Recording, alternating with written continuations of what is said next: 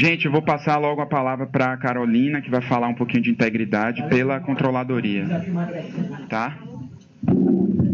Bom dia a todos. Eu sou a Carolina, sou coordenadora geral de integridade pública lá na controladoria. Vou localizar um pouquinho, porque como a controladoria tem 4 grandes secretarias, a minha coordenação fica dentro da Diretoria de Promoção da Integridade, que fica na Secretaria de Transparência e Prevenção da Corrupção. Dentro dessa secretaria, a gente tem 3 diretorias. Além da Diretoria de Promoção da Integridade, a gente tem a Diretoria de Transparência e Controle Social e também a diretoria que foi criada agora, recentemente, de Prevenção da Corrupção. Então, lá na diretoria, somos 2 coordenações, a de integridade pública e a coordenação de integridade privada. A coordenação de integridade privada, ela trabalha aí o fomento aos programas de compliance em empresas privadas. Acho que talvez vocês já conheçam, a gente tem um programa grande de fomento aos programas de compliance nas empresas privadas, que ele chama Programa Proética. É uma iniciativa que ela era anual, agora ela tornou-se bianual, onde as empresas se inscrevem e submetem os seus programas de compliance para que a gente faça as análises. E, a partir dessa análise, as empresas que atingem uma certa pontuação, elas ganham uma premiação e o direito a usar a imagem, a marca do programa Proética aí por 1 ou 2 anos dentro das suas empresas.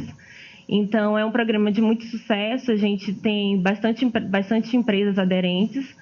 Esse ano, as inscrições finalizaram no dia 15 de fevereiro e a gente teve 220 empresas no Brasil que se inscreveram. Dessas 220, a gente vai fazer uma admissibilidade e, após essa admissibilidade, aquelas que estiverem com a documentação toda ok, a gente faz a análise e emite um relatório avaliando aí o seu programa de compliance.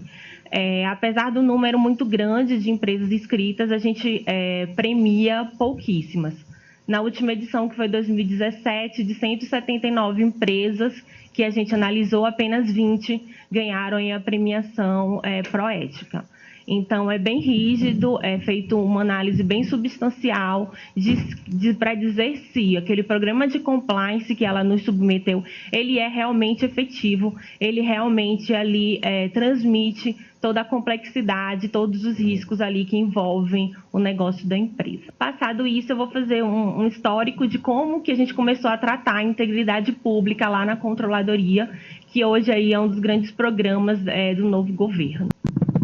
Só pegando um pouquinho do gancho do que o Renato e do próprio Danilo falaram, o que está por trás aí no final da apresentação a gente vai ver de todo esse programa de anticorrupção e programa de integridade pública, o que a gente busca, além de controles, é uma mudança de cultura, né? Porque sem essa mudança de cultura a gente não consegue fazer o programa de integridade funcionar e realmente ser efetivo, né? A mudança, no final das contas, ela vai vir muito mais da gente, dos seres humanos, do que apenas dos controles aí que a administração pública nos impõe. Então, o compliance, ele surgiu muito no Brasil, vindo de empresas multinacionais que tinham que contratar em outros países, e esses países eles já tinham aí normas anticorrupção, normas que exigiam aí programas de compliance. No Brasil mesmo, nós começamos com a lei anticorrupção, a LAC, que é a Lei 12.846 de 2013, seu decreto regulamentador.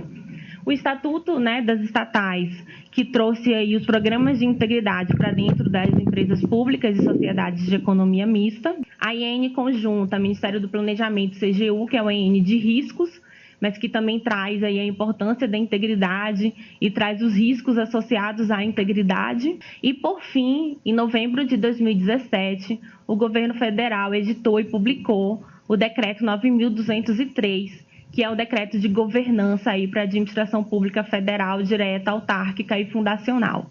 Então, esse decreto, ele disse que todos esses órgãos, eles teriam que, a partir de um certo momento, ter os seus programas de integridade, né? Programas aí que iam combater os riscos de fraude e corrupção dentro do órgão. E ele determinou que a Controladoria Geral da União tivesse aí, em 180 dias, regulamentando como que os órgãos iam implementar esses programas de compliance. Nós já tínhamos uma iniciativa lá na Controladoria, que era o PROFIP, que é o nosso Programa de Fomento à Integridade Pública. Em 2016, vendo todo o movimento das empresas e de como que a gente, Controladoria, estava, de certa maneira, fomentando esse tema, né, integridade nas empresas, por que não olhar para dentro e por que não olhar para o governo e também começar essa iniciativa no setor público? Então, nós começamos com o PROFIP, no Programa de Fomento, onde os órgãos, por adesão, não era obrigatório, eles nos procuravam, faziam adesão e a gente capacitava eles e acompanhava eles a implementarem os seus programas de compliance. Então, a gente teve, à época, 33 órgãos e entidades aderentes. O PROFIP também abarcava empresas estatais, né? E aí, agora, o decreto 9.203 não abarca empresas estatais, mas não que elas não estejam obrigadas a terem seus programas de integridade, mas sim porque o estatuto deles, a Lei 13.3003, já trouxe essa obrigatoriedade para eles. Então, no PROFIP, a gente trabalhou o fomento aí, essa implementação dos programas de integridade junto aos órgãos que eram aderentes. Foi como a gente começou lá na Controladoria a tratar o tema programas de integridade antes do decreto. A gente trabalha muito aderente, embora não sejamos aderentes formalmente à recomendação de integridade pública da OCDE, ela foi o conceito de integridade pública que nós escolhemos para tratarmos o tema programa de integridade. Esse ano nós vamos buscar, junto com o Itamaraty, que o Brasil faça sua adesão formal a essa recomendação de integridade pública da OCDE, porque a gente vê agora com o decreto, né, e com o movimento aí de aumento dos programas de integridade nos órgãos, que a gente já está criando uma certa maturidade para fazer essa adesão e já temos os pontos que a recomendação da OCDE traz para que os países consigam ficar aderentes. Então, o que é que a recomendação de integridade pública da OCDE traz como integridade pública? Ela fala que a adesão, né, e o alinhamento consistente a valores, princípios e normas éticas. Então, a gente foge um pouco de controle e amplia a questão do programa de compliance.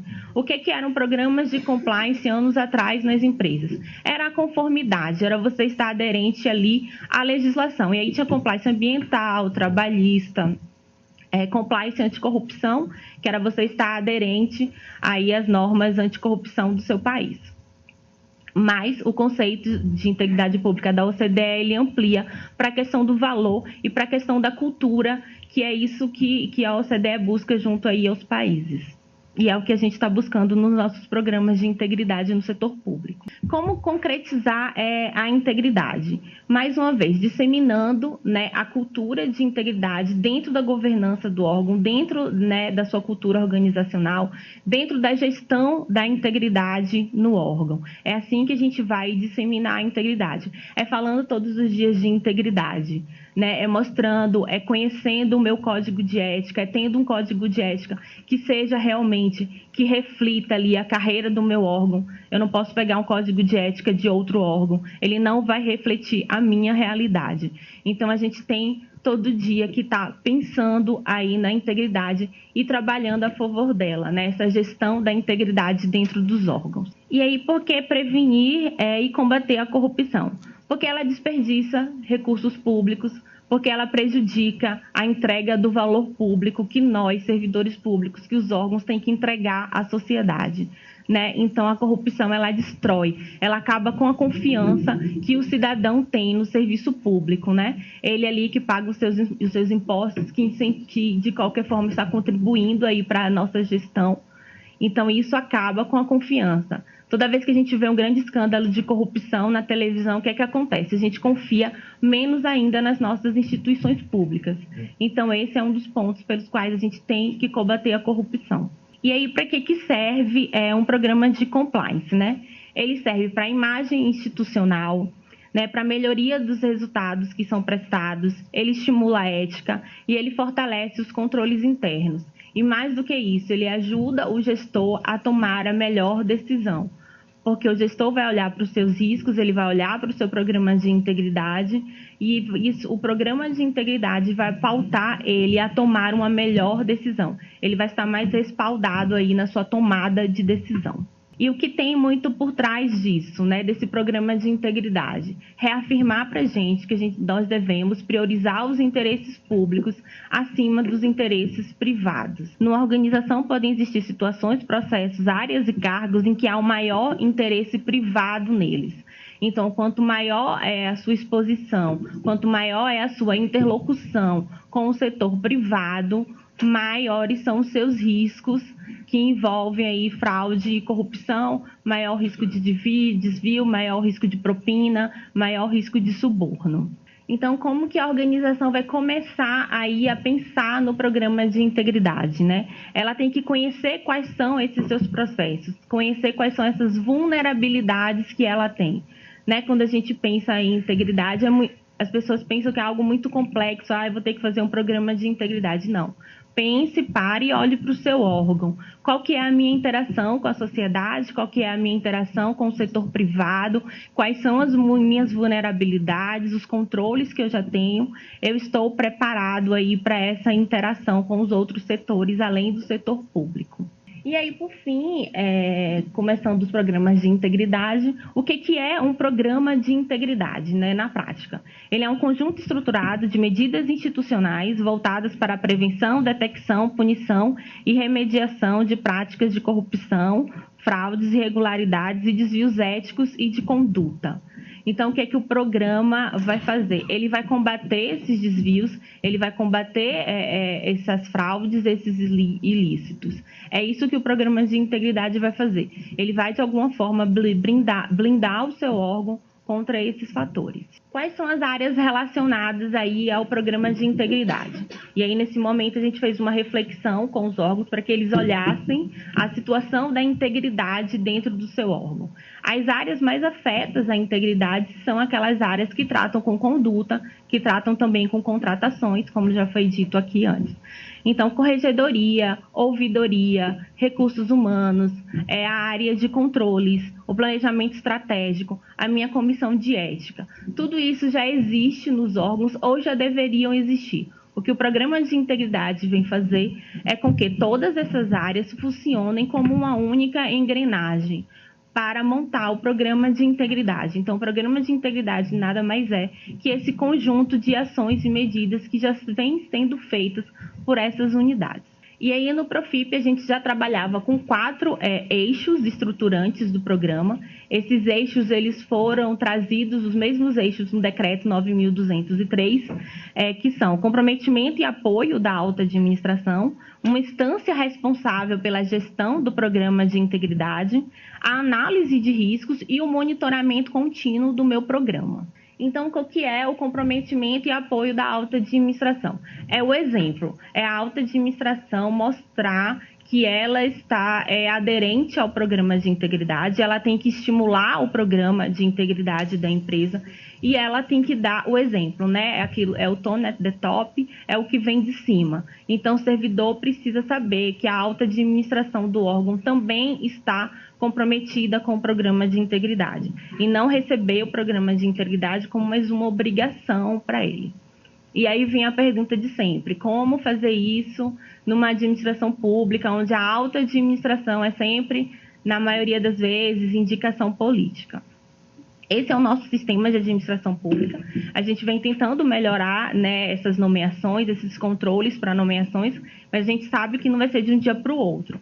Essas nomeações políticas, essas indicações políticas, elas vão continuar acontecendo, né, cada vez mais pautadas aí pela técnica e pelo mérito, mas um desafio nosso de fazer aí o comprometimento dessa alta administração. E o que eu posso dizer da nossa experiência aí no último ano é que vem dando certo, sim. As altas administrações vêm mostrando o seu comprometimento e procurando cada vez mais a Controladoria Geral da União para melhorar e para fomentar os seus programas de integridade. Então, o que a gente precisa fazer, né? As pessoas que estão ali trabalhando com o programa de integridade. É conhecer primeiro quem que é a alta administração do seu órgão e buscar junto a ela aí essa implementação do programa de integridade. E o que ela precisa fazer para demonstrar? Como?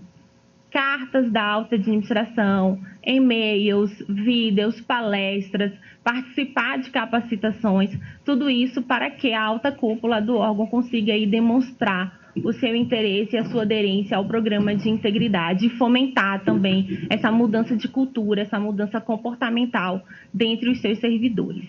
Um outro eixo do programa de integridade é a instância responsável pelo programa, é aquela instância que vai fazer a gestão do programa de integridade, é ela quem vai articular as demais funções e áreas afetas ao programa de integridade para que o programa ele seja cada vez mais efetivo e reflita aí a complexidade, o negócio, as características do órgão.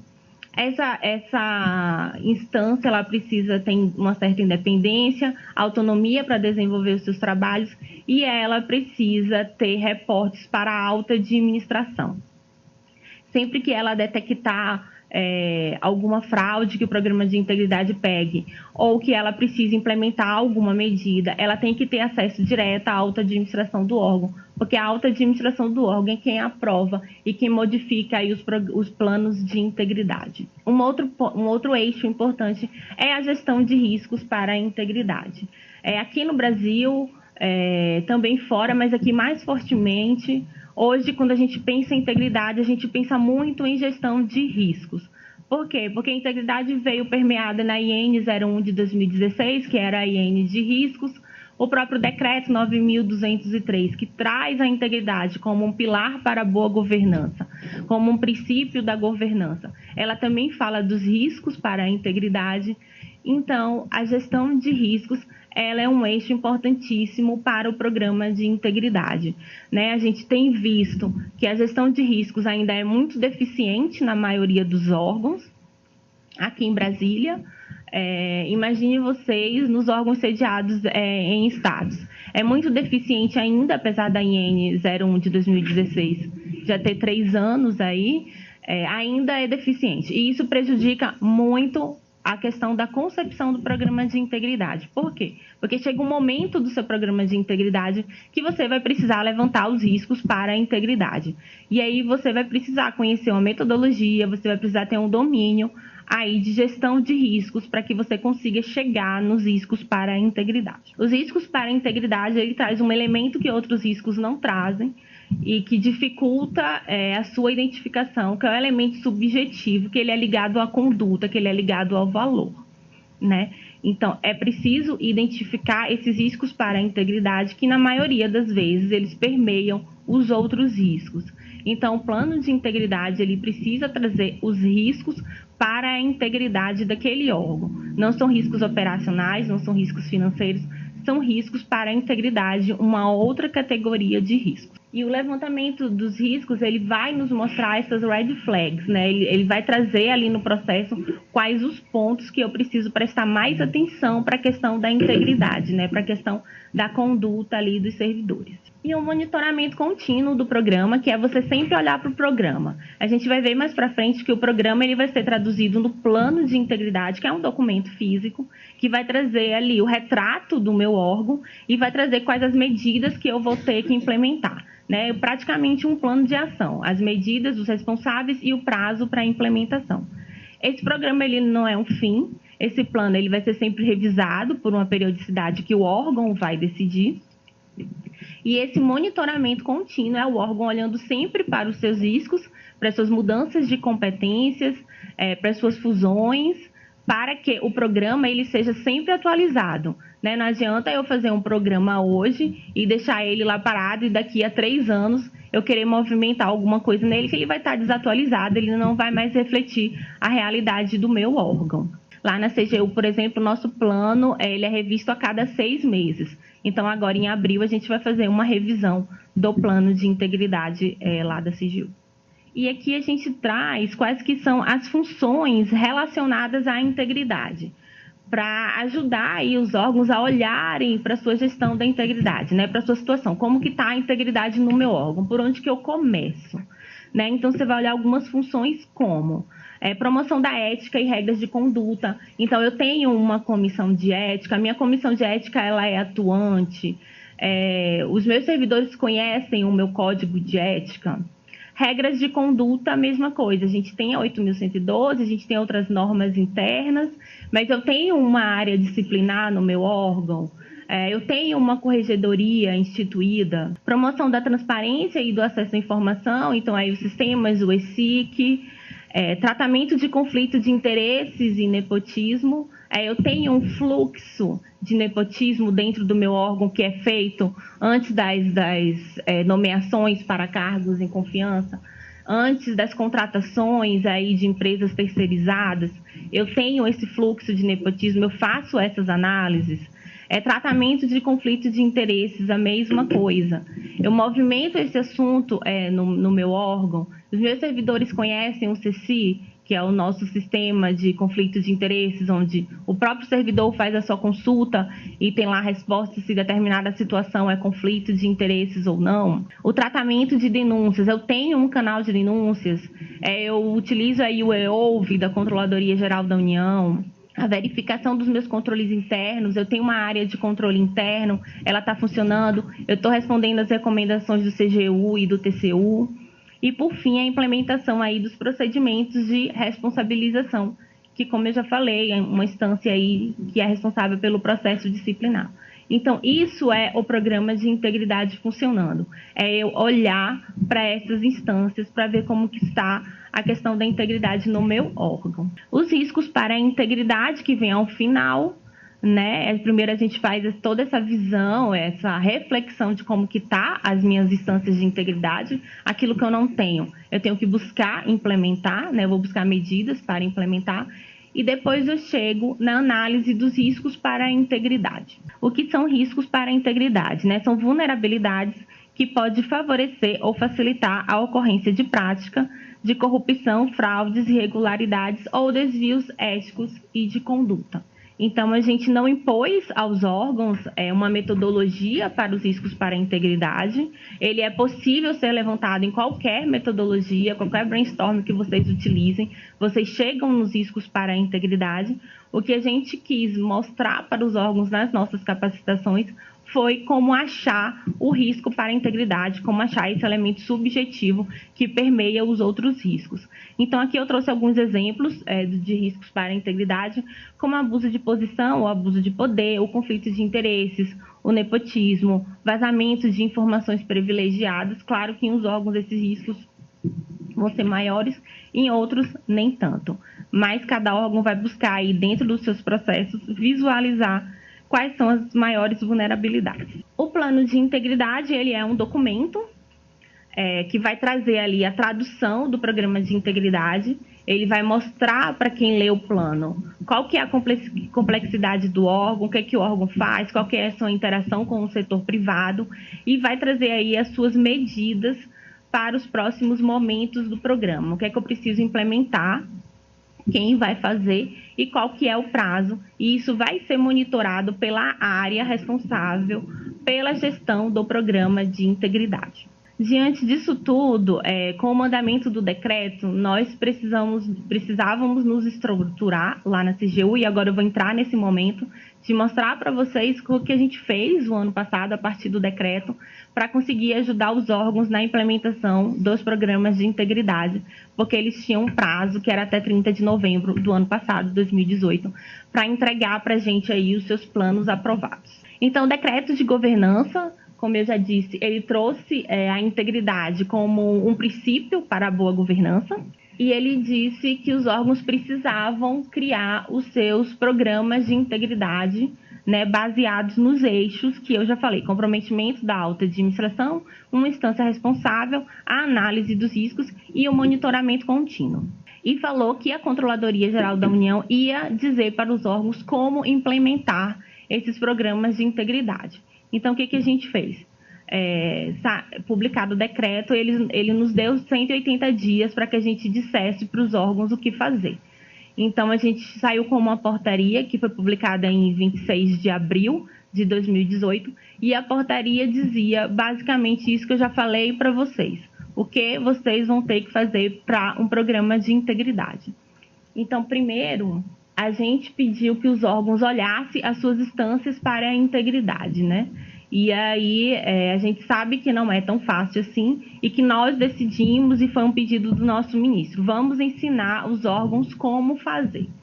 A partir de então, a portaria ela nos trazia 2 produtos que os órgãos tinham que entregar. Um era designar a unidade no órgão que seria responsável pela gestão da integridade no órgão.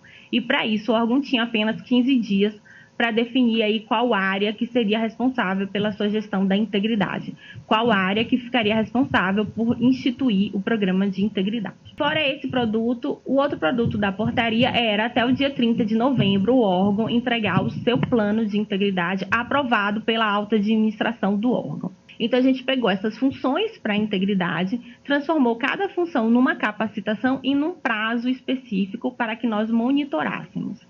Então, a partir de agosto, os órgãos começaram a nos entregar alguns produtos para que a gente fosse ajudando eles e monitorando essa implementação do programa.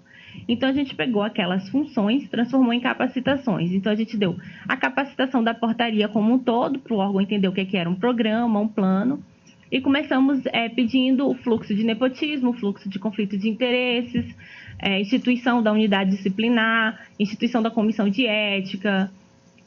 E todos esses assuntos viraram produtos que foram entregues pelos órgãos para a CGU, que monitora tudo isso hoje através do painel de integridade pública que eu vou mostrar ao final.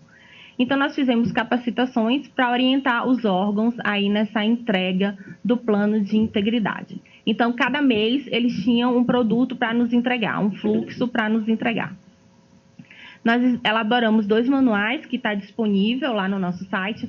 Todas as capacitações que a gente deu de todos esses assuntos estão gravadas lá no site do CGU e o material utilizado para as capacitações também está disponível lá no nosso site. No site também tem 2 guias que nós escrevemos, um de implementação do programa, baseado na portaria 1089, e um guia de orientação para gestão de riscos para a integridade, que também está disponível lá no nosso site. Fora isso, no final do ano, a gente teve um trabalho voltado para a teoria comportamental, baseado aí nessas experiências que o Renato falou de economia comportamental, né, nesses insights voltados aí para o comportamento da pessoa. A gente fez uma cooperação técnica com a CLU, que é uma empresa portuguesa, onde lá eles têm alguns PhDs em economia comportamental e em psicologia. Eles vieram aqui para o Brasil, ficaram na CGU, passaram uma semana em imersão conosco. Eles entrevistaram a nossa autodireção, entrevistaram pessoas do nosso corpo técnico e entrevistaram alguns órgãos da administração federal também. Levaram os insumos para lá, estão escrevendo uma publicação que a gente deve lançar em março ou abril, e a partir daí a gente vai entrar com oficinas trabalhando aí esses insights comportamentais, trabalhando o comportamento em prol dessa mudança de cultura. Por fim, em dezembro, nós lançamos aí o painel de integridade pública, onde qualquer cidadão acessa o painel, ele está na web, e você consegue ver a situação da integridade em todos os órgãos e entidades da administração federal. Agora, no início do ano, a CGU está com 4 ações dentro dos 100 dias, né? Foram apresentadas 4 ações, 2 ações lá da nossa diretoria passaram para os 100 dias. Então, a gente está correndo aí contra o tempo, porque precisamos fazer essas entregas até o dia 11 de abril. 2 das entregas são lá da coordenação. Uma é aumentar aí o número, né, fazer com que todos os órgãos da administração pública federal direta, autárquica e fundacional tenham seus programas. Isso dá um universo hoje, pela nova estrutura do governo federal, de 187 órgãos, que vão ter que entregar aí os seus planos de integridade. Então, o que a gente fez? Relançamos a portaria, revogando a portaria anterior, estabelecendo novos prazos para os órgãos que não entregaram até o dia 30 de novembro, para que eles consigam entregar os planos. O novo prazo é até 29 de março para a entrega do plano. O prazo para designar a unidade de gestão da integridade já venceu dia 22 de janeiro. E fizemos novamente todo o esforço. Ministramos a capacitação agora no final de janeiro. Estamos recebendo aí os produtos, monitorando o painel e dando aí todo o apoio à implementação dos programas nos órgãos. Então, tudo que a gente fez ano passado, estamos nesse momento de fazer novamente. agora para ajudar os órgãos aí no dia 29 de março, até porque também é uma entrega da própria controladoria. Outro produto nosso que ficou aí na entrega dos 100 dias foi a instituição do Sistema de Integridade do Governo Federal. Então, a gente está trabalhando na concepção de um sistema de integridade, né, para todos os órgãos e entidades da administração federal, nos moldes dos sistemas que já temos, controle interno, correição, ouvidoria. Nós estamos escrevendo o sistema de integridade, que foi uma demanda também que chegou lá para a gente. Então, aqui eu trouxe um pouquinho para vocês conhecerem do painel. Esse daqui é a entrada do painel. Ele é web, então todos têm acesso. Aqui mostra como que está a situação da integridade nos órgãos. Então, hoje, a gente tem ali está 195, porque a gente ainda não atualizou a base, considerando a nova estrutura. Esse número deve cair para algo em torno de 187. 134 já entregaram, já designaram essa unidade de gestão da integridade. Os prazos que estão em amarelo, eles são aquelas entregas intermediárias que nós criamos para ajudar os órgãos. Então, fluxo de nepotismo, de conflitos de interesses, designação de comissão de ética, esses prazos eles não estão na nossa portaria. O outro prazo que está na nossa portaria é o prazo para entregar o plano, e aí tem os órgãos que já entregaram o plano. Se a gente clicar em cima de cada um deles, vai abrir aí, e vocês vão conseguir ver os órgãos que entregaram e aqueles que não entregaram. Dá para fazer filtro, dá para exportar, dá para imprimir, tudo lá dentro do painel. E aí aqui um pouquinho das competências, né, da unidade de gestão da integridade que está sendo aí designada nos órgãos. Ela tem que coordenar, estruturar e executar e monitorar o programa de integridade. Ela é também responsável por orientação e treinamento. Algo muito importante dentro de um programa de integridade é trabalhar treinamento. Outros treinamentos mitigam muitos dos riscos. Muitas vezes a gente olha para um risco e a gente acha que aquela red flag ali é porque o servidor agiu de má fé, mas muitas vezes o servidor não sabia, né? Muitas vezes ele cometeu um erro porque ele desconhecia, porque colocaram ele para fazer um serviço e ele não foi capacitado para tal. Então, o programa de integridade ele trabalha muito com base também em treinamento e capacitação. Não só treinamento e capacitação em temas de integridade, mas também treinamento e capacitação que aprimore o serviço do servidor, que faça aí mitigar esses riscos para a organização. Então, a UGI ela precisa ter autonomia, recursos materiais e humanos suficientes e acesso direto a mais alto nível hierárquico do órgão. Né? Ele não precisa estar hierarquicamente vinculado à alta administração, mas ele precisa desse acesso para os reportes que se fizerem necessários ao longo aí do programa de integridade. Aqui é a segunda fase do que os órgãos vão ter que fazer: estruturar as suas unidades aí relacionadas à integridade, levantar os riscos e nos entregar o plano de integridade aprovado até o dia 29 de março, agora de 2019. A terceira fase é a fase de execução e monitoramento e também uma fase de expansão do programa. Quando eu começo a expandir o meu programa para empresas que eu contrato, para parceiros, para ONGs, vou expandir para patrocínio, regras de patrocínio, enfim. É aquilo que já extrapola ali a minha relação com o público. Posso expandir também para as políticas públicas, porventura trabalhadas no meu órgão. Aqui eu trouxe um pouquinho do nosso programa de integridade na CGU. O programa de integridade na CGU ele foi lançado em 2016, quando a gente começou a fazer o Profip, quando a gente começou a fomentar nos órgãos, a gente lançou o nosso programa de integridade e a partir daí passamos a olhar a situação da integridade também na CGU. A CGU trabalha muito temas relacionados à integridade, as funções da integridade, mas para fora. E quando a gente começou a olhar para dentro, a gente viu que nós também tínhamos inúmeras deficiências. A gente tem lá dentro a Corregedoria Geral da União, mas que é uma Corregedoria Geral da União, ela é para fora. Para dentro, a nossa corregedoria, a nossa área disciplinar é muito precária. Nós temos a ouvidoria que comanda aí todo o sistema de denúncia, de informação no governo federal. mas fizemos uma pesquisa no âmbito do programa de integridade e menos de 50% dos servidores sabiam como usar o canal de denúncia, sabiam que o eOuve era também o nosso canal de comunicação, era também o nosso canal de denúncia. Então, a gente parou para fazer essa reflexão também lá na CGU e vimos que precisávamos melhorar em muito as nossas instâncias de integridade.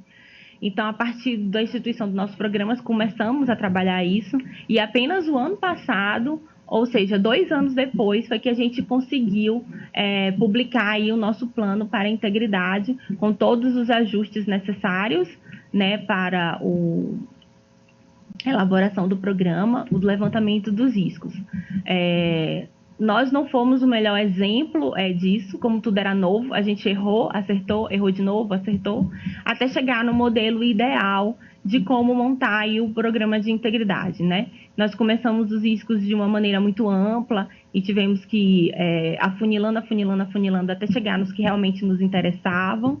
Então, assim, nesse processo a gente errou muito. E o que a gente tenta hoje nas nossas capacitações é passar como que deve ser feito, né? E mostrar um pouquinho da nossa experiência de como que a gente fez e como que não foi assim tão ágil, tão célere, até porque os órgãos aí têm apenas agora menos de 2 meses para entregar os seus planos. O nosso plano de integridade está lá disponível também na internet, para quem quiser baixar, para quem quiser acessar, ver como que a gente fez, nosso plano de ação aí para os próximos momentos do programa. Está tudo disponível lá no site. Eu trouxe aqui alguns destaques do ano passado, órgãos que trabalharam aí os seus programas de integridade, alguns desde a época de que a gente tinha o Profip. Elenquei aqui 2, mas tiveram outros também. Trouxe o Ministério da Fazenda, à época, né? Hoje já o Ministério da Economia incorporado aí com outros ministérios. E o Ministério da Agricultura, Pecuária e Abastecimento. O Ministério da Agricultura, ele fez toda a primeira fase, a segunda fase do seu programa, e ele chegou já no seu momento de expansão do programa. Ele criou um selo de integridade AgroMais, que é um pouco similar ao nosso Proética, onde ele analisa ali as questões de compliance, o programa de compliance da empresa, mas ele é voltado para as empresas do agronegócio. Então, eles identificaram ali uma vulnerabilidade. Então, eu preciso ter integridade no meu ministério, mas essas empresas com quem eu mantenho muita relação, elas também precisam ter, né? Os meus parceiros também precisam estar ali antenados, conectados com o tema da integridade. E eles expandiram nesse sentido, criando esse selo. A CGU faz parte do comitê gestor desse selo, também nós avaliamos conjuntamente. O Ministério da Fazenda, ele instituiu o Prevenir, que é o seu programa também aí de integridade, onde os temas são movimentados, né, dentro do programa de integridade.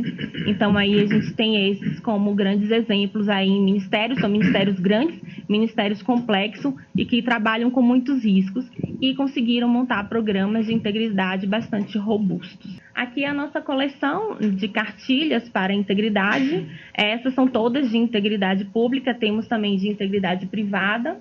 É isso o que eu tinha para falar em relação às nossas iniciativas de programas de integridade no setor público, né? Deixo aqui os contatos lá da coordenação para qualquer dúvida. Sei que não sei se vocês aqui trabalham nas áreas de integridade dos órgãos, mas está um esforço coletivo aí para que a gente aumente a quantidade aí de programas de integridade no governo federal.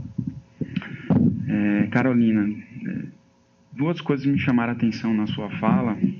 A primeira delas é sobre a importância da participação das pessoas nessa construção do programa de integridade, para que isso não seja algo distante da realidade de cada pessoa, de cada servidor, porque às vezes as regras de conduta são regras que não se aplicam a todos os órgãos e cada órgão tem de fato a sua particularidade. Enfim, eu não sei como é que isso funciona na prática, se esse pode ser um movimento. Eu sei que é importante que a autoadministração participe e oriente em relação a isso, mas é bem importante também que os servidores possam fazer esse movimento, porque ver o programa de integridade como algo que vai trazer segurança para o trabalho deles, e não como uma sombra sobre sobre as suas cabeças, né? As pessoas costumam ter muito medo das corregedorias e do aspecto disciplinar que cada órgão tem. E eu posso falar até que dentro da AGU esse é um processo que vem se alterando ao longo do tempo. A corregedoria tem tido um papel muito de orientação, não apenas de sanção. Boa parte das situações exigem uma sanção, uma intervenção mais firme, mas aqui dentro da casa a gente percebeu que o papel da corregedoria ele se enriqueceu muito ao longo do tempo como uma forma de orientar as pessoas em como proceder. Uma outra questão que me chamou a atenção também, você mostrou que a CGU tem acompanhado, exige esse programa de integridade dos órgãos, deu um prazo para isso e desde o ano passado vem atuando mais forte.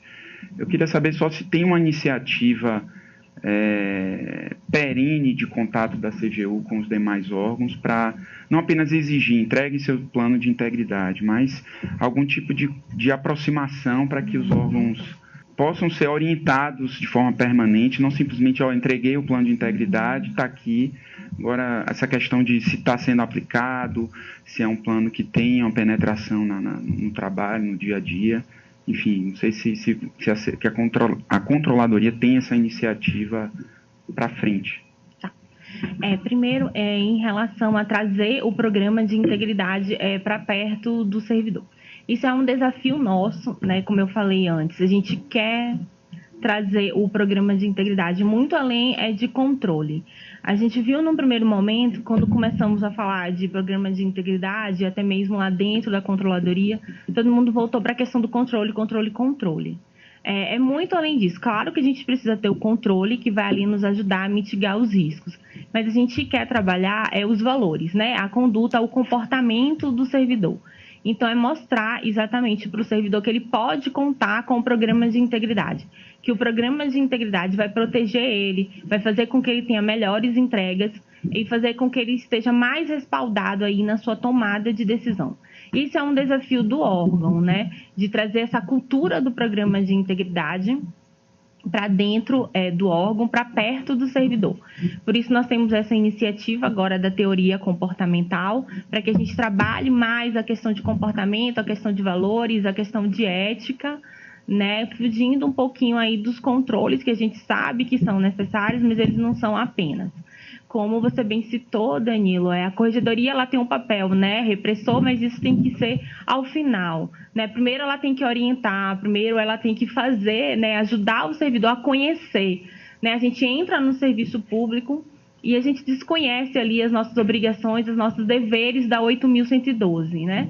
Talvez uma simples palestra do órgão sobre, né, esses artigos da 8.112 já ajuda bastante, né, o servidor aí no desenvolver das suas atividades.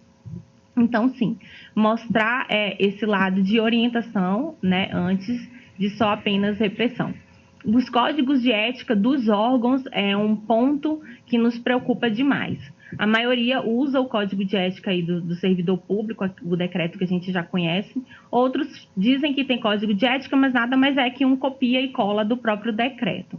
E o que a gente pede para os órgãos, dentro dos programas de integridade, após o levantamento dos riscos, revisitem o seu código de ética. O código de ética, ele precisa olhar para as carreiras de dentro do órgão. Quais são as minhas vulnerabilidades, né?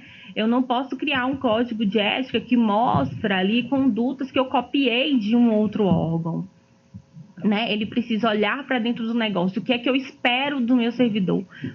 Qual é a conduta e o comportamento que o meu servidor precisa ter para que eu consiga mitigar aí esses riscos, até mesmo de exposição e de imagem do órgão. Então, isso é o que a gente pede. É um ponto muito difícil para a gente tratar. A gente olhou, só réplicas do decreto que a gente já tem.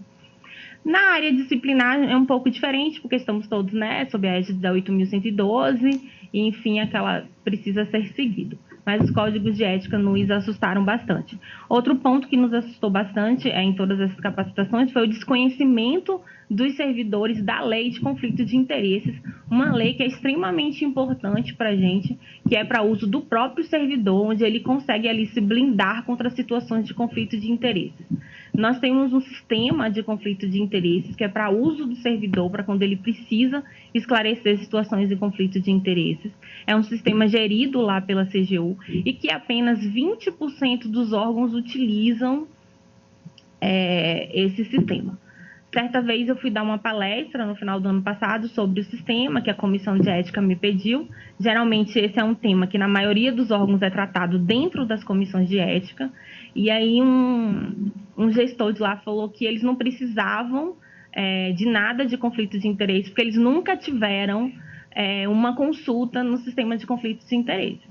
Aí eu falei assim, mas será que os seus servidores conhecem o sistema de conflito de interesses ou eles estão talvez até aí, porventura, em algumas situações de conflito de interesse, porque eles desconhecem o tema.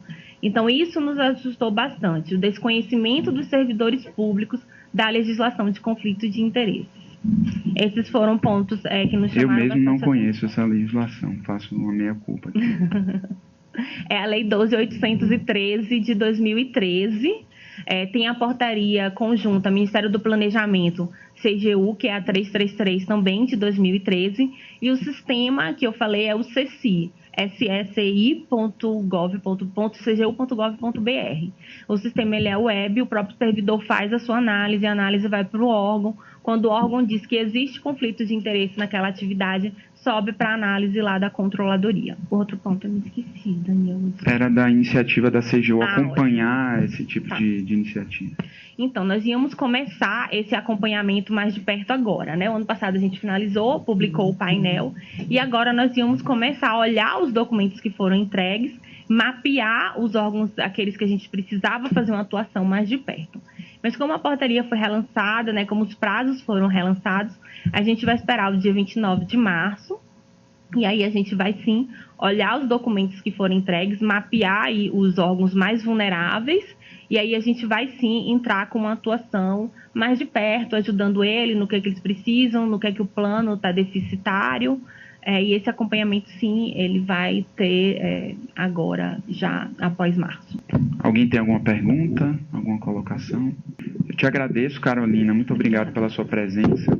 A participação da CGU é importantíssima nesse aspecto, para nos aproximar da visão de quem trabalha especificamente com essa preocupação, né? Não que seja uma preocupação só da CGU, mas a CGU ela precisa realmente estar presente e cada vez mais forte na atuação dos órgãos para que essa cultura seja de fato construída, reconstruída e, enfim, dê certo na administração pública. Obrigado. Obrigada, Danilo. Agradeço o convite e convido todos vocês aí para esse desafio, que é mudar a cultura de integridade aí nos nossos órgãos e entidades. Maravilha.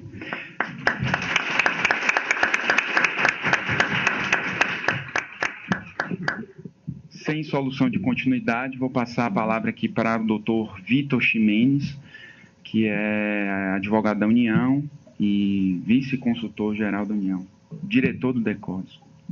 Vai falar sobre a participação da AGU na elaboração de minutas padronizadas e tudo que a AGU tem para oferecer que pode facilitar a vida de vocês na hora de fazer contratações.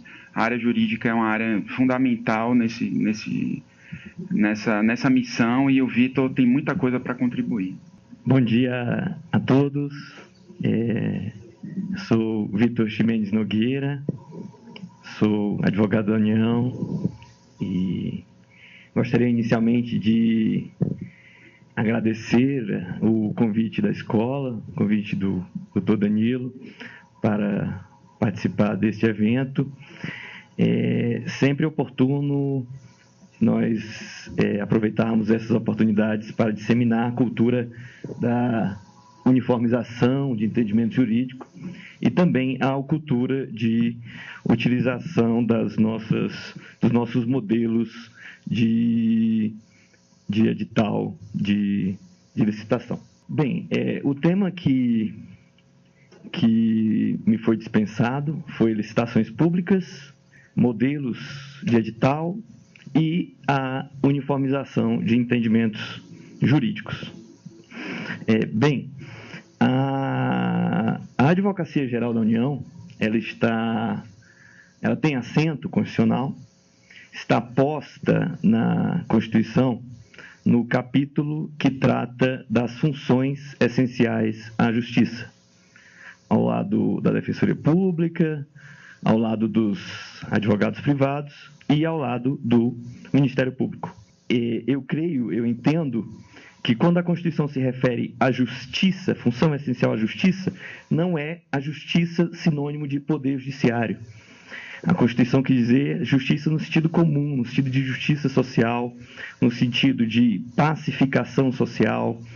E a AGU tem um papel muito importante no sentido de assessorar o Poder Executivo de maneira a conformar a execução, a construção das políticas públicas ao preceito fundamental da legalidade, conformar o Estado ao Estado de Direito.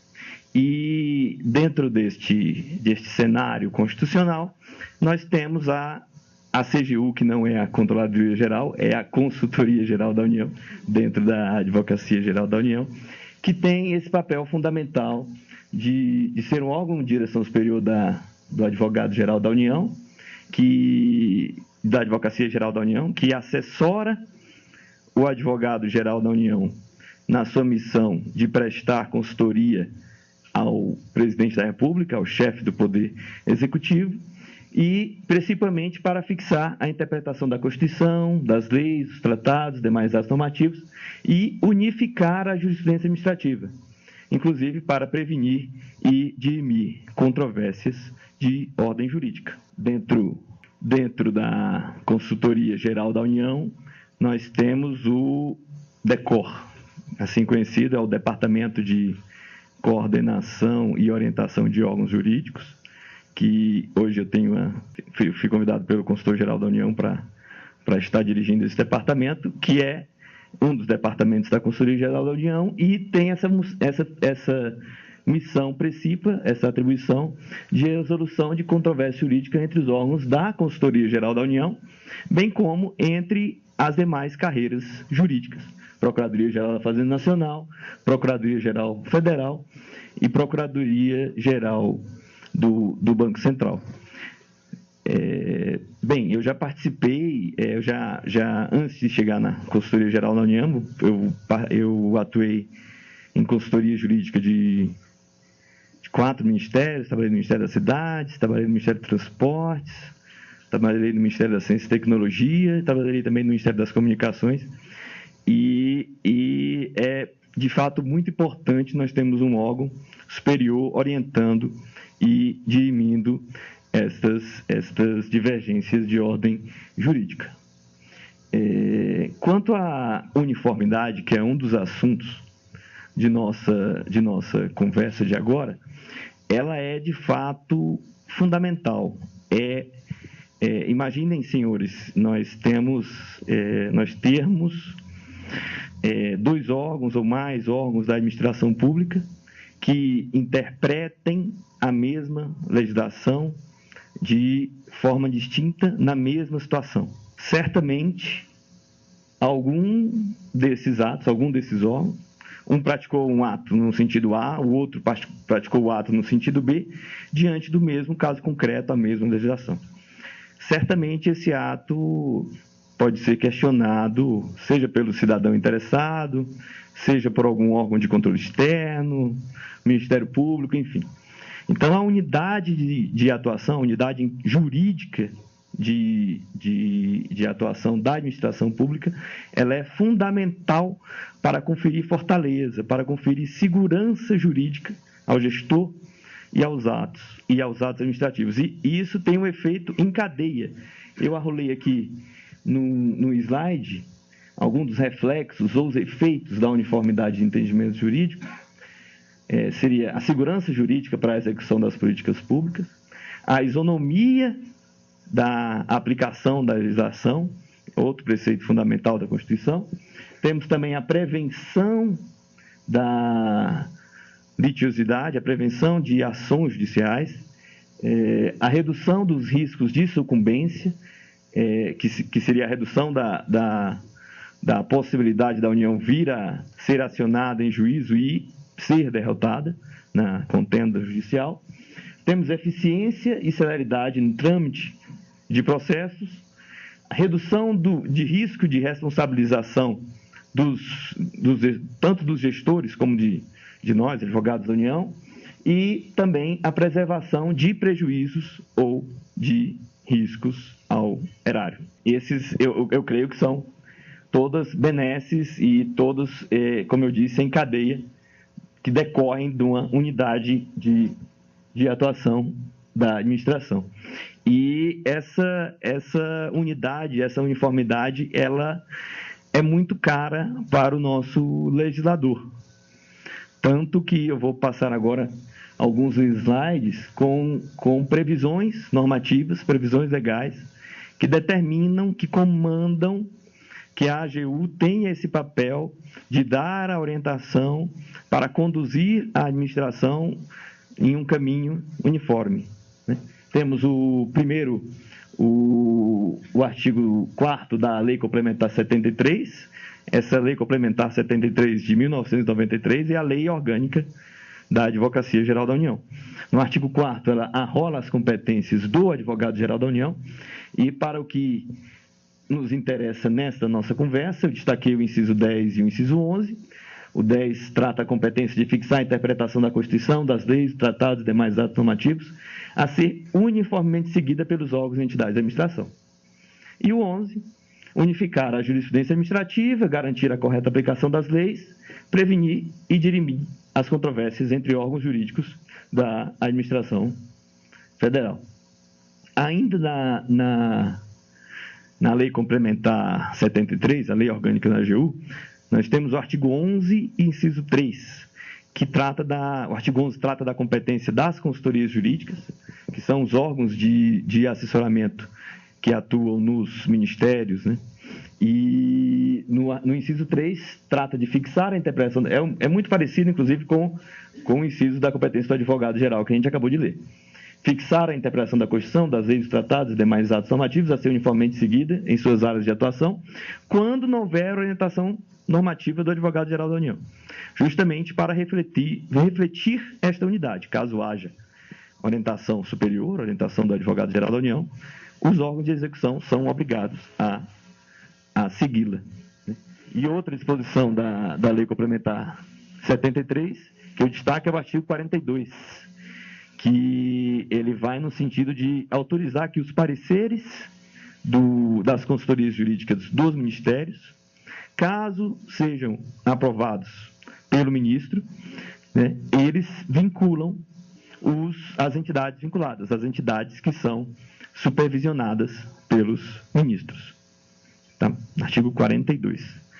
Outra disposição normativa que reflete esse apreço do legislador pela unidade, pela uniformidade, é o artigo 8º-F, parágrafo 2º da Lei 9.028.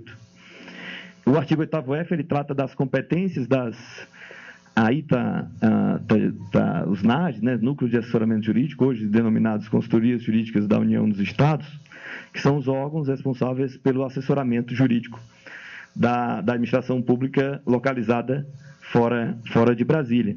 E o parágrafo 2º, ele tem uma disposição que linka com o inciso 3 do artigo 11, que traz justamente uma disposição que, nas matérias específicas do Ministério, ao qual pertence o órgão ou autoridade assessorados, que requeiram manifestação da consultoria jurídica, serão a esta encaminhadas pelo coordenador do Núcleo de Assessoramento Jurídico.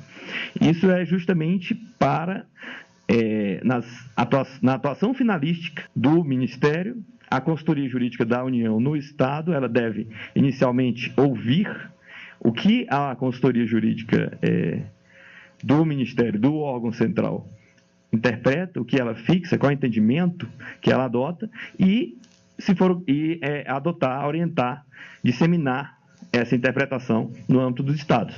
Sem prejuízo, obviamente, que as consultorias jurídicas podem discordar desse entendimento. Caso discordem, elevam a divergência para a apreciação da Consultoria Geral da União. Outra disposição legal está na Lei 13.327. Essa lei ela trouxe algumas prerrogativas para os membros da Advocacia Geral da União, e no artigo 37, inciso 10, traz a competência de realizar estudos para o aprofundamento de questões jurídicas ou para fins de uniformização de entendimentos constitutivos. E o parágrafo 1º tem uma disposição que, no exercício das suas atribuições, os ocupantes dos cargos de que trata este capítulo, que são os cargos de advogado da União, procurador federal, procurador da Fazenda Nacional e procurador do Banco Central, buscarão garantir a segurança jurídica das ações governamentais e das políticas públicas do Estado, zelando pelo interesse público e respeitando a uniformidade institucional de atuação. Outra disposição interessante é a medida provisória 2180, de 2001, que ela dá aos ministros de Estado a competência de submeter ao advogado-geral da União controvérsias de ordem jurídica com as entidades. Diz o artigo 11 que, estabelecida a controvérsia de natureza jurídica entre unidades e entidades da administração pública federal indireta, entre tais entes e a União, os ministros de Estado competentes solicitarão de imediato ao Presidente da República a audiência do advogado-geral da União, ao qual o advogado-geral cabe adotar todas as providências necessárias para o deslinde da controvérsia na seara administrativa.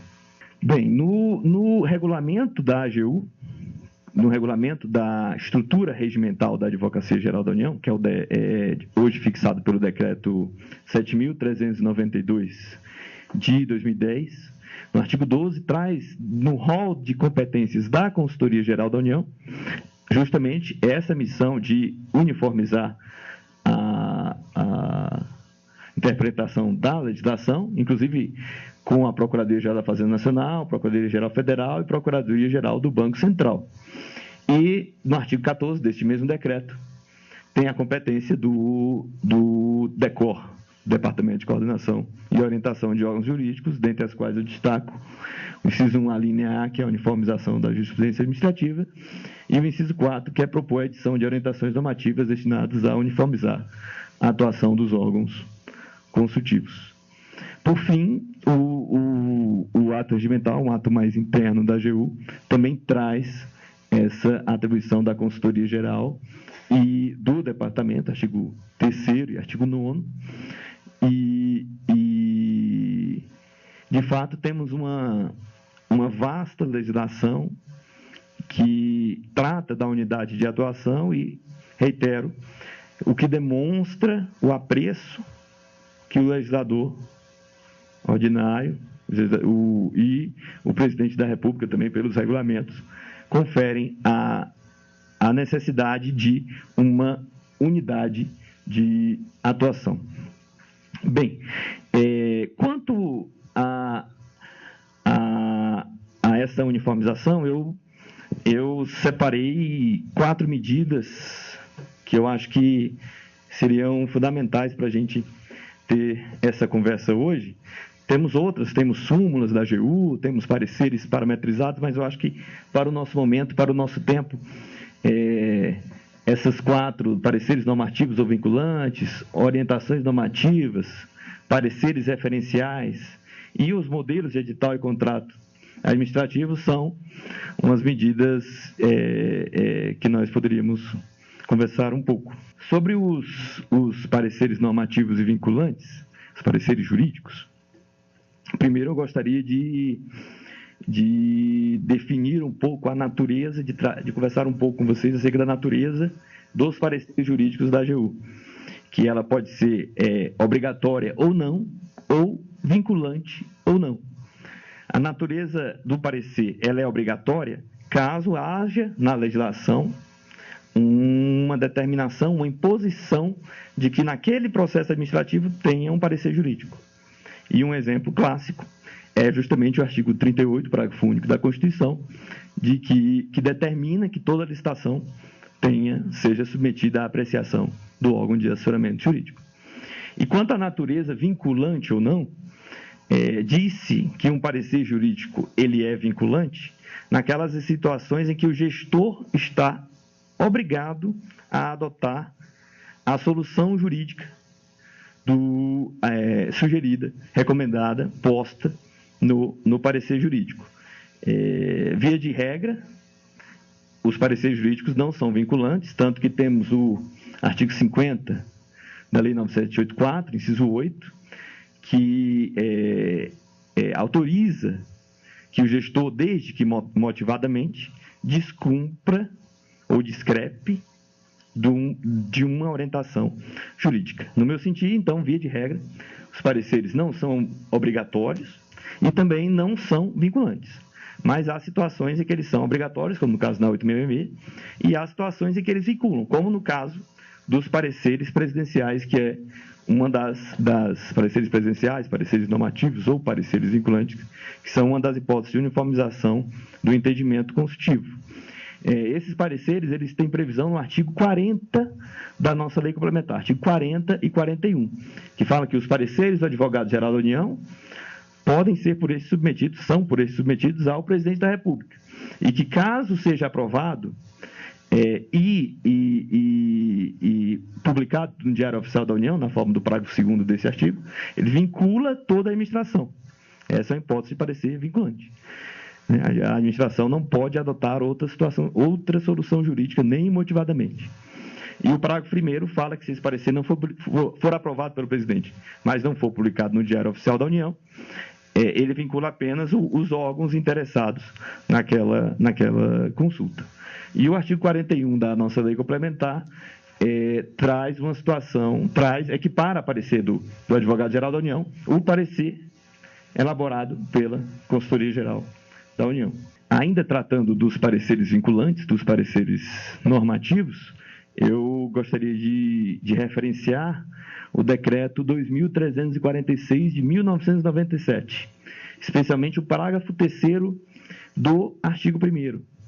Ele traz uma possibilidade de o presidente da República, mediante proposta do ministro, e inclusive do advogado-geral da União, autorizar a extensão de efeitos jurídicos de decisão proferida em caso concreto pelo Supremo Tribunal Federal. É um dispositivo, inclusive, que a administração, que a AGU já se valeu, inclusive recentemente em alguns pareceres normativos. Essa situação trata das ocasiões em que o Supremo Tribunal Federal, em um caso concreto, declara a inconstitucionalidade de determinada lei e o advogado-geral da União pode propor ao presidente da República que se estenda essa decisão não apenas para o caso concreto, mas para todas as situações iguais no âmbito da administração. É uma competência que se assemelha à competência do Senado Federal, que está no artigo 52, inciso 10, mas ela é distinta porque o Senado tem a competência de suspender a execução para todos, né, dessa eventual lei declarada inconstitucional em caso concreto pelo Supremo, e a competência do presidente da República, assessorado pelo advogado-geral da União, no âmbito do decreto 2346, ela é apenas para a administração. Como um exemplo de parecer vinculante na seara das licitações públicas, eu trouxe o GQ 19.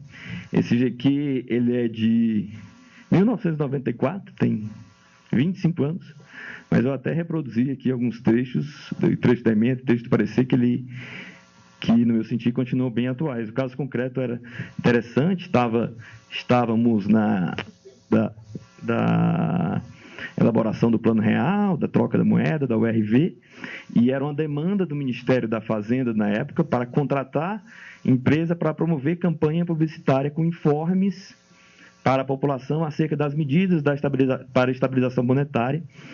Se entendia que, se fosse fazer uma licitação, ia levar um tempo e poderia tornar ineficiente ou inefetivo esses informes para a urgência do caso.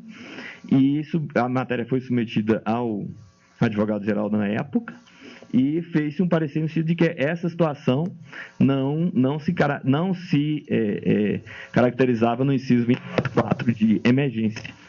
A ementa do parecer, a Lei 866, de 21 de 93, o sentido do inciso 4 do artigo 24 é a toda evidência de autorizar a dispensa de citação nas suas hipóteses de ocorrência de atos ou faces de significação excepcional capazes de ocasionar prejuízos ou comprometer a segurança de pessoas, obras, serviços e equipamentos ou outros bens públicos ou particulares.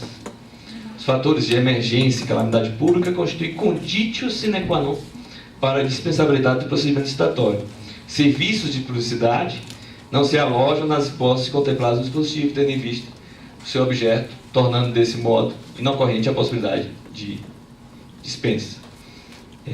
Um exemplo de situação em que toda a administração está vinculada e não é possível adotar uma posição distinta. Bem, outra medida de uniformização de entendimentos jurídicos no âmbito da AGU são as orientações normativas. Elas têm previsão no artigo 4º, inciso 1, da Lei Orgânica da AGU, a Lei Complementar 73, e no artigo 28, inciso 2.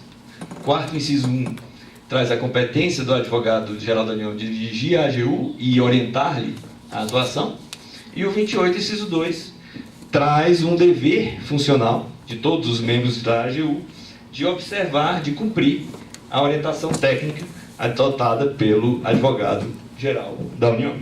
Eu trouxe, hoje nós temos cerca de 50 orientações normativas no site da AGU, quase 60. Eu trouxe 4 aqui para explanar para vocês, mas temos outras lá, quase, como eu disse, quase 60 orientações no site. Vou começar pela 11, já que o GQ 19 tratou do inciso 24.4 da Lei 8.666. O inciso 11 traz a seguinte redação. A orientação normativa 11 traz a seguinte redação. A contratação direta, com fundamento do inciso 4 do artigo 24 da 8.666, exige que concomitantemente seja apurado se a situação emergencial foi gerada por falta de planejamento, desídia ou má gestão, hipótese que quem lhe deu causa será estabilizado na forma da lei. Na época da edição dessa orientação, tinha-se uma divergência jurídica a respeito da possibilidade ou não de aplicarmos o inciso 4 da 8.666 nas situações em que a situação de emergência ou a situação de calamidade decorreu de uma desídia ou de uma falta de planejamento da própria administração. Situação conhecida como emergência ficta, ou emergência fabricada, ou emergência artificial. Entendeu-se que, no âmbito da AGU, que, de fato, para atender o interesse público que é perseguido, o ideal seria mesmo, ainda nessa hipótese, admitir a contratação pelo 24.4, desde que, concomitantemente, se apure a responsabilidade do eventual servidor que tinha competência de adotar as medidas de planejamento, de gestão que foram falhas. Outra orientação é a 49, que trata da aplicação das sanções de impedimento de licitar e contratar no âmbito da União, e a declaração, essa é a sanção da lei do pregão. E a declaração de inutividade possui efeitos ex nunc, ou efeitos prospectivos, ou efeitos não retroativos, competindo a administração, diante dos contratos existentes, avaliar a imediata rescisão no caso concreto. Nesse caso, tinha-se a divergência na situação em que, por exemplo, vamos supor, o Ministério da Economia aplicou alguma dessas penalidades para uma empresa e o Ministério da Infraestrutura, por exemplo, tem um contrato em vigor com essa empresa, um contrato prévio à aplicação dessa sanção, e muitas vezes se tinha uma perplexidade de se continuar ou não com a execução desse contrato. Então, essa orientação normativa dá segurança para o gestor para eventualmente continuar na execução desse contrato, desde que avalie as circunstâncias do caso.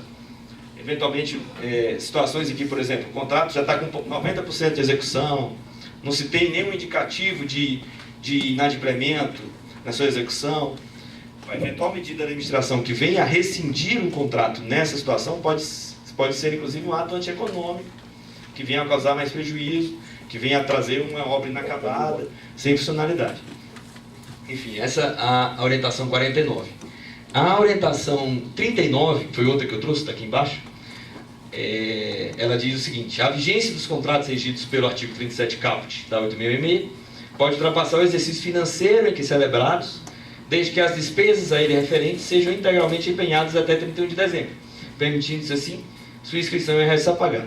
Tinha-se a dúvida diante da literalidade do artigo 57 da 866, que fala que a regra é que a duração do contrato é estrita e vinculada à vigência do crédito, se esses contratos eles tinham que ser extintos no dia 31 de dezembro de cada ano, que é o limite da vigência dos créditos. Então, a partir dos créditos orçamentários, a partir dessa ON, espancou-se essa dúvida.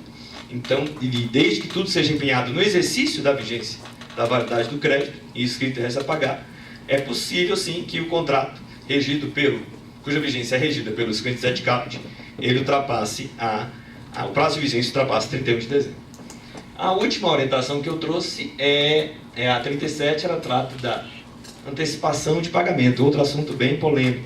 Nós temos a regra de ouro do direito financeiro, de pagamento de despesa, que é o empenho, né, que é a reserva orçamentária e financeira do recurso, a liquidação, que representa o recebimento provisório e definitivo do bem, do serviço perseguido no contrato, e o pagamento, que é justamente a administração cumprindo a sua obrigação diante do objeto prestado. E há situações, no entanto, em que o próprio mercado de determinado setor, ele exige que se antecipe ou se adiante determinado pagamento para que aquele serviço ou aquele bem seja percebido. Então, essa orientação normativa traz 3 requisitos, que estão aí descritos, como condições para que seja possível essa antecipação do pagamento. E são condição sem a qual não seja possível obter o bem ou assegurar a prestação do serviço ou propicie sensível economia de recursos, existência de previsão no edital ou no contrato, e adoção de dispensáveis garantias, como as do artigo 56. Essas orientações que eu quis trazer para vocês, mas reitero, temos por volta de 60 orientações normativas no site da AGU. Bem, até agora falamos de 2, né? Orientações normativas, duas medidas uniformizadoras e pareceres referenciais e pareceres vinculantes. Temos também os pareceres referenciais. Não sei se algum de vocês já trabalhou com isso nos seus órgãos. Ele é regido pela orientação normativa 55 e a administração da AGU, né, a Advocacia Geral da União, como medida de eficiência, nos casos em que os processos são repetitivos, que muitas vezes o gestor não tem dúvida e que não se exige um trabalho de assessoramento jurídico muito complexo, é possível que a consultoria jurídica do Ministério emita um único parecer referencial para ser adotado em todos os casos, e o gestor, no processo, simplesmente pega aquele parecer que foi encaminhado pela consultoria, digitaliza, coloca nos autos e atesta o cumprimento das condições jurídicas para a prática do ato. As condições para a emissão desse parecer estão no inciso 2 dessa orientação normativa, que é justamente o volume de processos em matérias idênticas, impactar justificativamente a força de trabalho, a atuação do órgão substitutivo, e ser uma atividade jurídica mais simples conferência de documentos. Esses pareceres referenciais são medidas, de fato, que conferem celeridade, conferem eficiência ao trâmite dos processos administrativos e também se prestam para uniformizar. Porque, muitas vezes, dentro da própria unidade jurídica, há dissenso entre os colegas que compõem as consultorias. Então, os pareceres referenciais também se prestam para uniformizar a atuação tanto da consultoria como da administração. E, por fim, como outra medida relevante, nós temos os nossos modelos de edital de licitação. Os nossos modelos, eles representam, no meu sentir, uma atuação proativa, preventiva e de excelência da Advocacia Geral da União, de vanguarda, porque não é papel, a rigor, não é papel do órgão jurídico fazer a minuta. Pelo contrário, o órgão jurídico vai analisar a minuta, exatamente. O que acontece, o que acontecia, né, hoje não acontece mais, inclusive eu vivi isso nos 4 ministérios que eu atuei, né? Muitas vezes a gente fazia um parecer para determinado serviço, apresentava recomendações para aprimoramento, para orientação do gestor e aprimoramento do edital. E muitas vezes, 15, 20 dias depois, nós recebíamos um outro processo similar, não idêntico, né, para outra contratação, mas com um edital apresentando muitas vezes aquele mesmo equívoco ou aquela mesma disposição que merecia um reparo, que merecia o mesmo ajuste. Inclusive nós tínhamos já pareceres padrão com recomendações iguais que nós aplicávamos em vários pareceres. Então, e inclusive assim, cada advogado é muito criativo, e inclusive alguns colegas colocavam um estilo de redação, né, distinto para a mesma cláusula editalícia. Então, a ideia de termos modelos de edital partiu dessas situações, para promover uma unidade da atuação da administração, para dar eficiência e celeridade no trâmite da fase interna das licitações e também para conferir segurança jurídica, redução de litigiosidade e a redução de questionamentos perante os órgãos de controle externo. Hoje, no site da Advocacia Geral da União, e aqui eu abro parêntese para informar que na última vez que eu tive notícia, esse é o link, é o ponto do site da AGU que tem mais acesso, inclusive não só de órgãos da administração federal, de órgãos dos estados e dos municípios também. É interessante. Nós temos hoje modelos para a modalidade pregão, nós temos de compra, né? Compra de bem comum, serviços não continuados, serviços continuados com dedicação exclusiva de mão de obra, serviços continuados sem dedicação exclusiva de mão de obra e serviços comuns de engenharia. E nas demais modalidades ordinárias de licitação, nós temos para obras e serviços de engenharia, nas modalidades concorrência, tomada de preço e convite.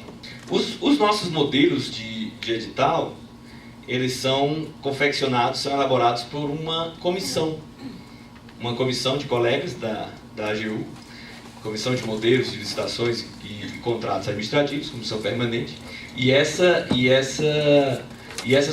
na AGU são mais comissões, eu vou mostrar no próximo slide.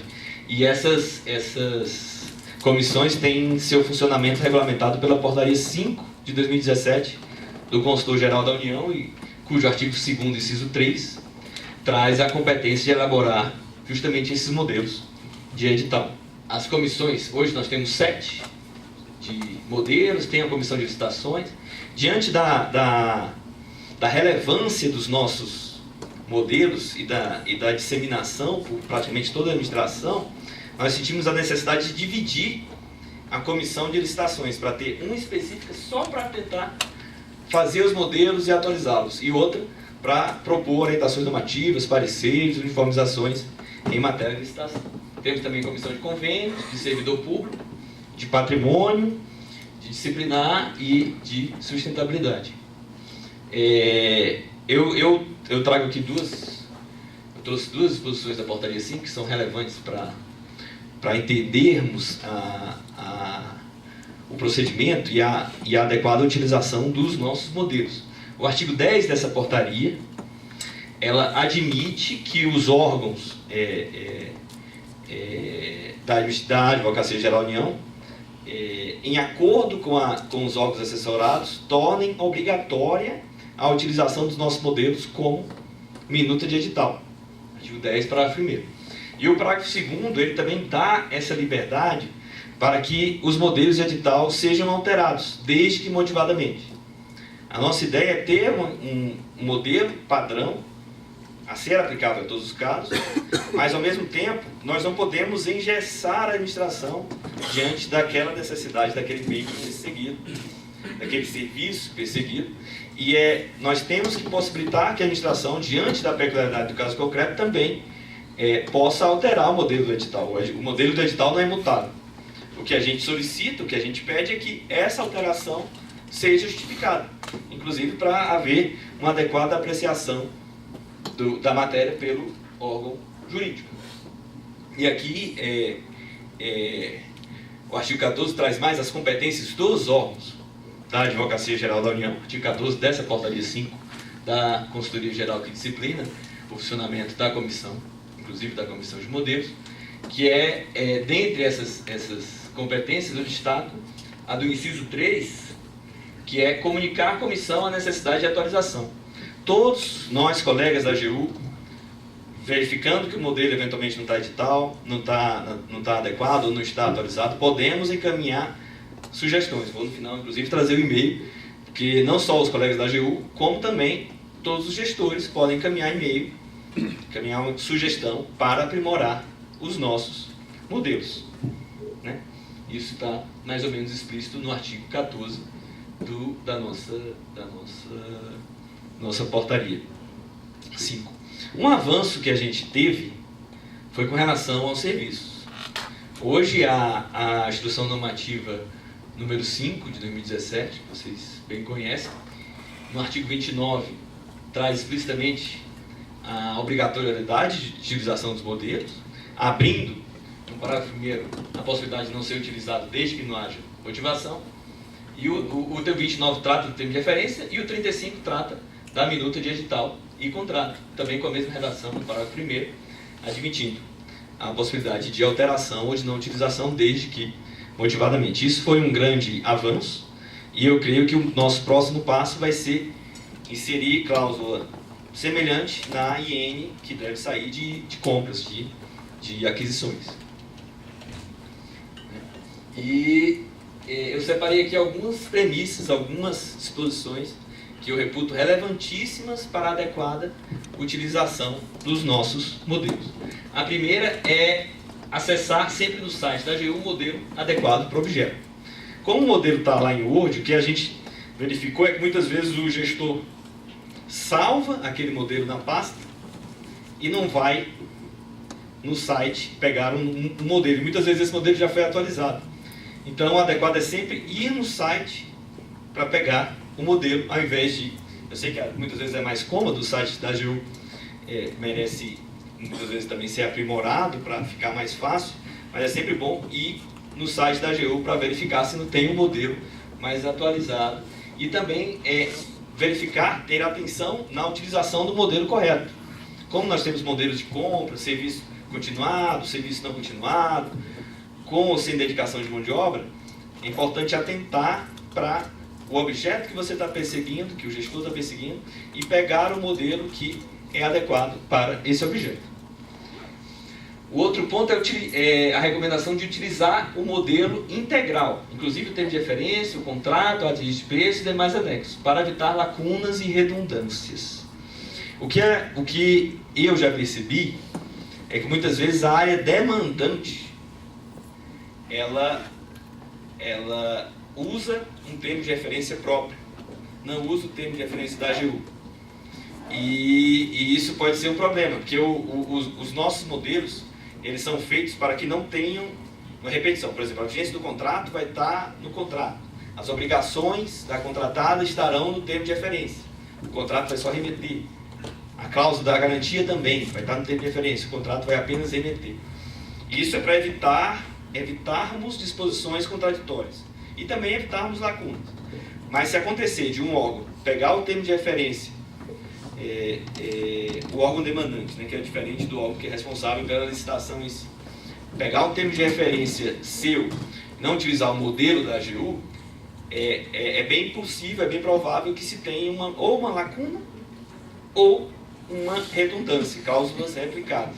Então, o importante é que todos, se for usar o modelo da AGU, use o modelo por inteiro, que aí a gente tem a garantia de coerência, garantia de ausência de lacuna, garantia de não contradição, digamos assim. Outro ponto é observar a data de elaboração no rodapé dos modelos, para que seja realizada eventual atualização, se for o caso. Os nossos modelos, na nota de rodapé, tem dizendo, a última atualização de dezembro de 2018, tem dizendo a data em que ele foi confeccionado. E é importante, inclusive, que essa nota de rodapé seja mantida na minuta que vai para o órgão de assessoramento jurídico. Porque a gente tem um esforço hercúleo para tentarmos atualizar os modelos tão logo sai alguma inovação legislativa, mas nem sempre é possível. Então, é importante verificar a data, verificar se teve alguma inovação legislativa e, verificando se isso, a necessidade de atualização, inclusive, todos os gestores, os colegas, podem encaminhar para a comissão a atualização que vocês sugeriram, no seu caso concreto, e de repente a gente vai levar essa atualização para o modelo geral que vai ficar no site. Outra questão é observar as orientações postas nas notas explicativas, a fim de adequar o modelo ao objeto. Os nossos modelos têm as notas explicativas, né? Especialmente nas cláusulas que ficam em vermelho, que a gente são cláusulas alternativas ou cláusulas facultativas que a gente coloca em vermelho nos modelos. E temos as notas explicativas com orientações que vão, inclusive, conduzir a qual cláusula é mais adequada para o seu objeto. Então, temos todos que atentar para a orientação da nota explicativa. A última orientação seria realizar todas as alterações necessárias mediante motivação. Não é porque está no modelo que eu não posso ajustar. Nós podemos ajustar desde que motivadamente. O modelo, reitero, foi feito para facilitar, foi feito para dar celeridade, mas o modelo, ele não ingessa a administração, ele pode ser alterado em cada caso concreto, desde que motivadamente. E eu trouxe, por fim, um canal de sugestões, que é o e-mail cgu.decor@agu.gov.br, ou então, para os colegas da AGU, temos o Sapiens, né, no nosso sistema. Qualquer sugestão pode ser encaminhada via Sapiens para o Decor, que a gente encaminha para a comissão e, eventualmente, nós vamos atualizar. Por fim, eu trouxe, ainda falando sobre a unidade de atuação, eu trouxe, nós temos na AGU enunciados de boas práticas consultivas, que são como se fossem súmulas que orientam a atuação dos nossos órgãos consultivos de execução. E eu trouxe 4 orientações, são as BPCs, boas práticas consultivas, que revelam a importância e relevância da unidade na atuação. A BPC 8, que trata da possibilidade de termos orientações jurídicas internas nas consultorias jurídicas. A BPC 16, que admite que sejam constituídos grupos temáticos internos na distribuição de processos, também para preservar a unidade de atuação. A BPC 27, que trata de recomendar que sejam, sempre que possível, utilizados ou referenciados os precedentes, né, de pareceres, inclusive precedentes de pareceres da direção da AGU, para justificar as orientações e manter a unidade. E a BPC 29, ela trata que no despacho, o chefe da unidade, ao negar a aprovação total ou parcial do parecer, ele tem que trazer os fundamentos que o motivam, inclusive, para preservar a unidade de atuação. Bem, amigos, era isso que eu tinha para falar. Eu reitero os agradecimentos à escola pelo convite e reitero também que é sempre bom disseminar a cultura de uniformização e a cultura de utilização dos modelos, e nós ficamos no Decor à disposição de todos para continuarmos aprimorando e construindo a segurança jurídica dos nossos editais. Obrigado.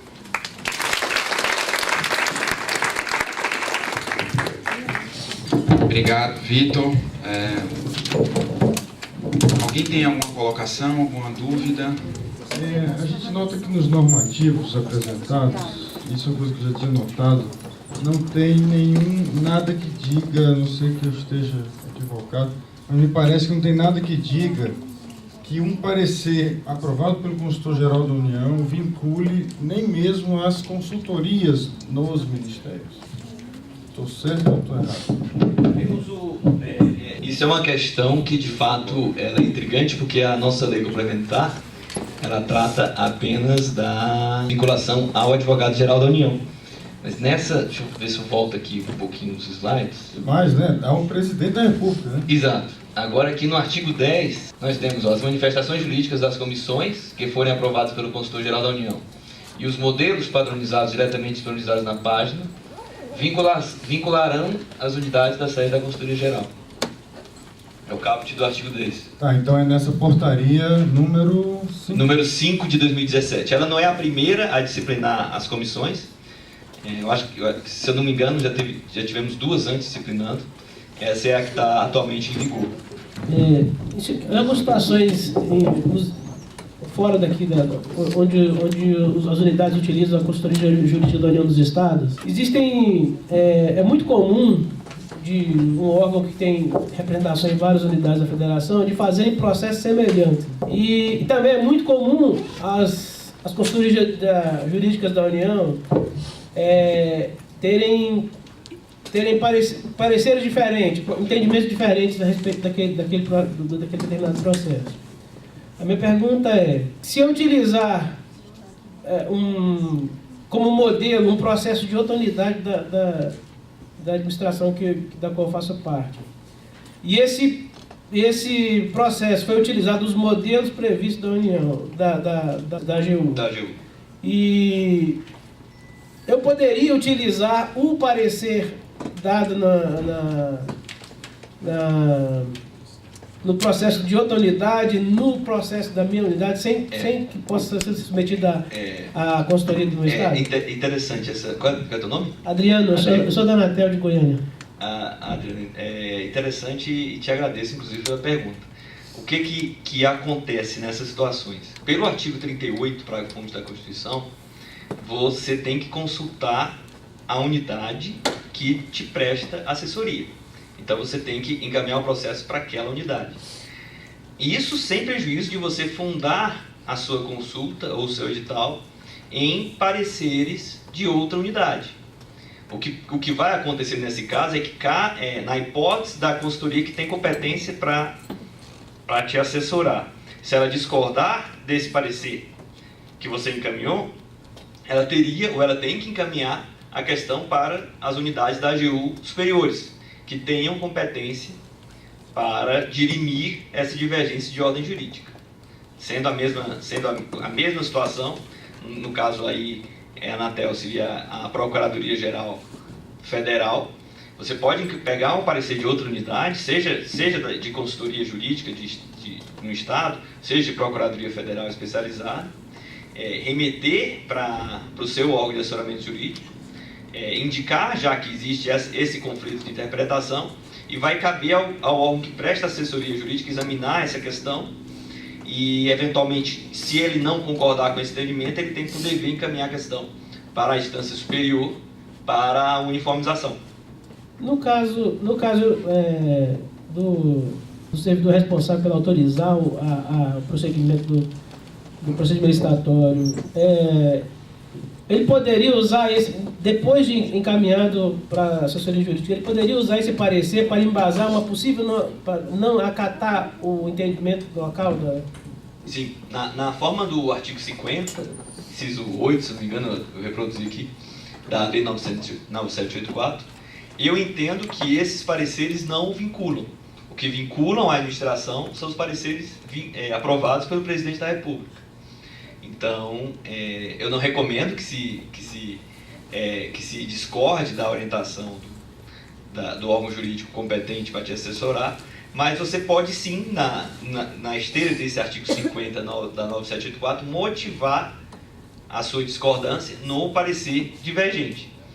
Agora, eu reitero que seria muito importante, nesse caso, que a unidade que te presta a consultoria levar essa questão para a instância superior, seja Consultoria Geral da União ou Procuradoria Geral Federal, para que não haja mais essa divergência, que isso vai trazer mais segurança jurídica. Porque, de fato, sendo a mesma situação e tem 2 órgãos interpretando de maneira distinta, eu acredito que, por exemplo, é bem possível que algum desses editais, seja os aprovados pela unidade que você está usando para motivar, seja os aprovados pela sua unidade, algum desses pode ser questionado ou por licitante interessado, ou por órgão de controle.